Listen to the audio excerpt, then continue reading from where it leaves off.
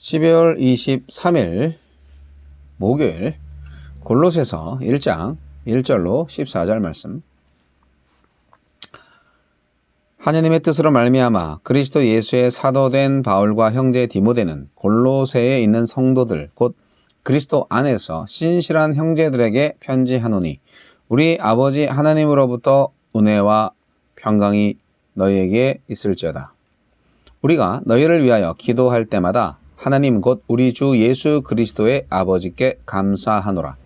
이는 그리스도 예수 안에 너희의 믿음과 모든 성도에 대한 사랑을 들었으며 너희를 위하여 하늘에 쌓아둔 소망으로 말미암음이니 곧 너희가 전에 복음 진리의 말씀을 들은 것이라.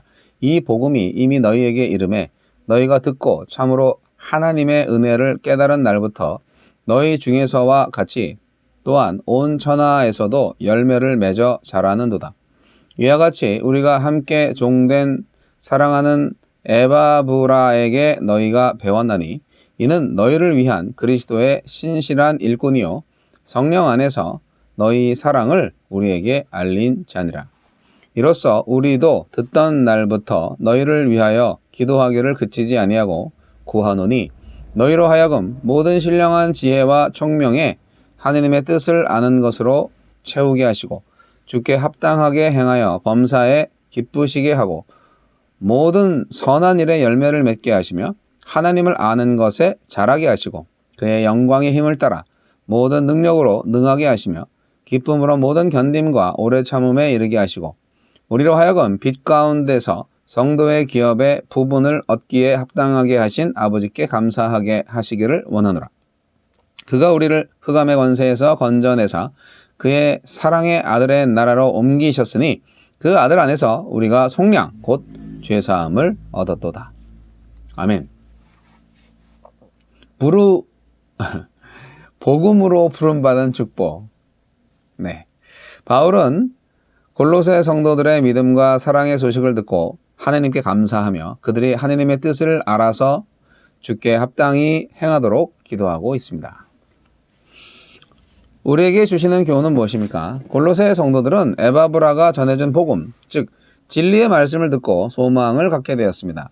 또 하늘에 쌓아둔 하나님 나라의 소망 때문에 예수님 안에서 믿음과 성도들을 향한 사랑을 지킬 수 있었습니다.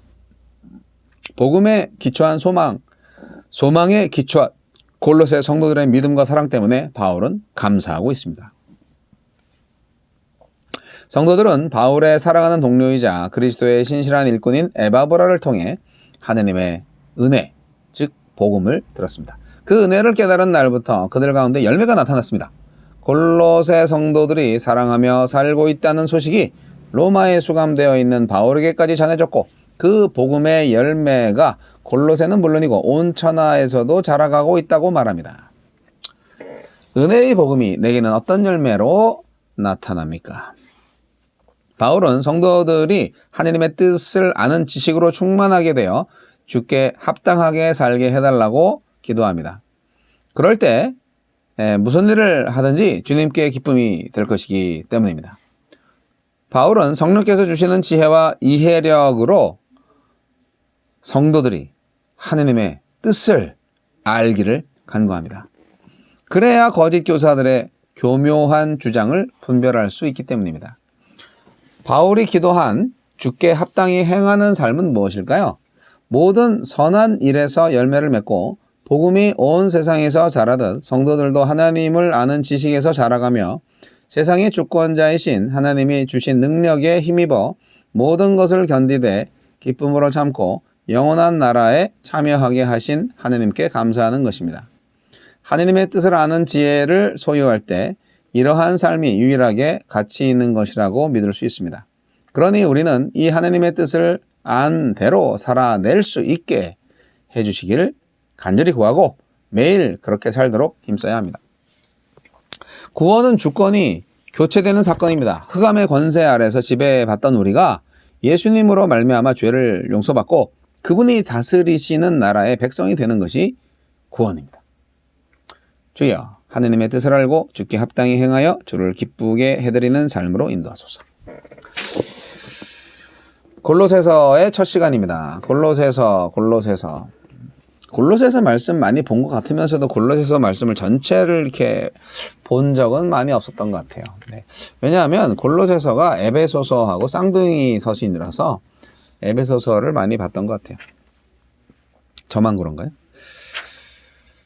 바울 사도께서 골로새 교회를 향한 편지를 썼죠. 그게 골로새서인데 이것도 역시 옥중서신입니다. 여러 가지 학설이 있지만 로마 감옥에 있을 때 썼다는 것이 가장 유력한 학설이고요. 바울이 골로새에 직접 가서 복음을 전한 일은 없어요. 바울의 3차 여행 중에서 에베소에 머물러서 3년이나 머물면서 복음을 전했던 적이 있는데 에베소에서 사역할 때 바울의 복음을 받아들이고 개종한 사람들이 지방으로 흩어진 거죠. 그렇게 흩어지면서 바울이 전달한 복음을 전달한 것입니다. 그러면서 이제 그 각지에 교회들이 생겨났는데 그 중에서 골로새 지방에서 온 빌레몬이라는 사람이 아주 훌륭한 신앙을 가지고 있었고요. 또 에바브라도 바울의 전도를 받고 신자가 되었던 사람인데 바로 그들이 열심을 가지고 이제 라오디게아, 히에라볼리, 골로새의 복음화를 위해서 힘썼습니다. 그래서 골로새 교회는요, 빌레몬과 에바브라를 중심으로 생겨났어요. 예, 그래서 믿음 안에서 날로 성장을 했는데 문제가 발생했어요. 이단 사상이 들어온 거예요. 네, 이단.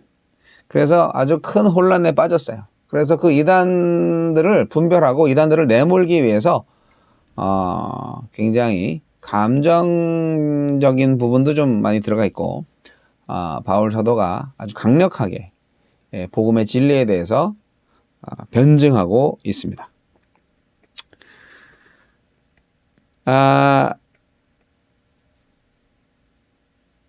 골로새 교회가 당면한 문제는요, 이단들의 공격인데 특히 어떤 부분이 문제냐면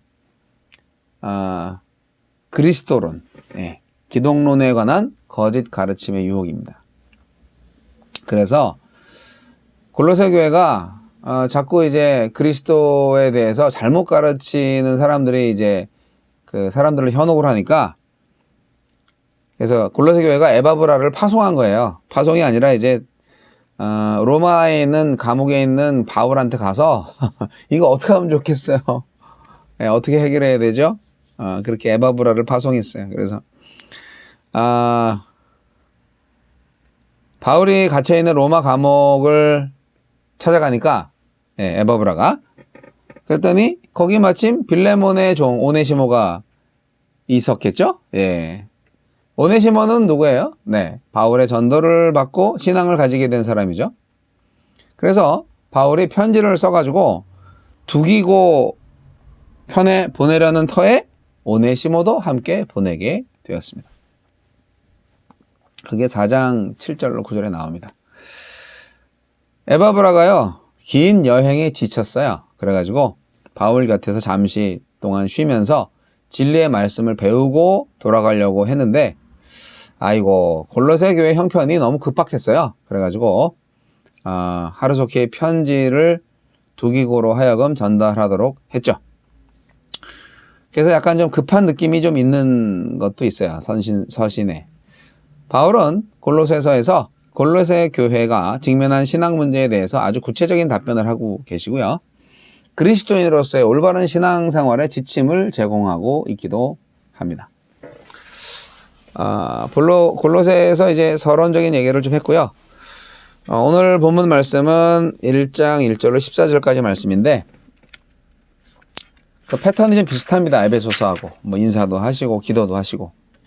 여기서 이제 특별히 성도라는 말이 나오는데 이 성도라는 단어가 우리에게 주는 의미는 뭔지 다시 한번 생각을 해보고자 합니다. 에베소서와 마찬가지로 골로새서에서도 바울은 성도라는 말을 아주 즐겨 사용하셨어요. 성도, 네, 헬라어로는 하기오스라고 합니다만 누가 성도이냐 하는 걸 한번 그 성도의 정체성을 한번 알아보자 이거죠. 예. 성도의 정체성. 첫째, 하나님과 화해한 자. 여러분은 성도세요? 하나님과 화해하신 분이에요? 네. 하나님과 화해한 자가 성도예요. 왜냐하면 하나님은 인간의 죄 때문에 아주 화가 많이 나 계시거든요. 그런데 인간의 죄를 해결했어요. 그러면 화를 낼 필요가 없잖아요. 뭐 그거를 인간이 해결한 게 아니죠. 하나님이 해결해 주신 거죠. 예수님을 보내셔서. 예수 그리스도의 구속사역으로 하나님과 화해할 수 있는 길을 얻게 된 인류. 하나님과 원수된 인류가 하나님과 화해를 하게 되었답니다. 그래서 성도는 누구냐? 그리스도의 화해, 그리스도의 구속사역 통해서 하나님과 화해를 하게 된 사람. 그래서 그리스도의 화해의 사역의 결과 하나님께 죄사함을 받고 거룩하고 의로우며 하나님께 순종하는 삶을 살아가는 자가 바로 성도다 하는 것입니다. 그리고 좀 더 강력하게 말하면 두 번째로 성도의 정체성은 하나님의 지배 아래에 있는 자입니다. 하나님의 나라는 예수 그리스도의 강림하심으로 완성됩니다. 재림하심으로 완성되고 강림하심으로 이제 시작이 되었습니다. 그게 더 정확하겠네요. 예수님의 초림을 통하여서 하나님의 나라가 시작됐고 예수님의 재림을 통하여서 완성된다. 그건데요. 그래서 지금 우리는 완성을 향해서 나가는 그 중간에 있어요. 하나님께서 성도들을 어두운 지배로부터 건져내셨고 이미 그들을 하나님의 나라로 옮기셨습니다. 하나님께서는 그리스도 예수의 십자가 위에서 모든 주권과 권위의 무장을 해제시켰는데요. 이것은 바로 하나님의 지배가 시작되었다는 것을 뜻합니다. 그래서 하나님의 지배가 완성될 것을 기다리는 사람, 예, 그 시작을 믿고 이제 곧 완성될 것이다라고 이제 기대하는 사람, 그런 사람이 성도입니다. 세 번째로 성도는 말씀의 비밀을 아는 사람이에요. 영원전부터 모든 세대에 감추어진 말씀의 비밀을 알고 있는 자가 바로 성도입니다. 성경을 암만 읽어도 암만 가르쳐도 성경을 모르는 사람들이 또 있어요. 제대로 아셔야 되는데 하나님이 다 가르쳐 주셨어요. 쉽게 알려주셨어요. 그런데 우리가 지혜가 없어서 좀 머리가 나빠서 말씀을 이해 못하는 게 아니고요. 우리 안에 욕심이 있기 때문에 말씀을 이해 못하는 거예요. 내가 듣고 싶은 말씀, 내가 읽고 싶은 말씀만 말해주면 좋은데 이게 아니거든요. 그러니까 그게 내 안에 안 들어와요. 그러니까 결국 말씀을 모르는 거죠. 말씀대로 행하지 못하는 사람은 결국 말씀을 아는 것이 아닌 사람인 거예요. 오늘 본문 말씀에도 이 행함에 대한 부분이 많이 강조되어 있어요. 21절 보세요. 아니다. 죄송합니다. 다른 건데.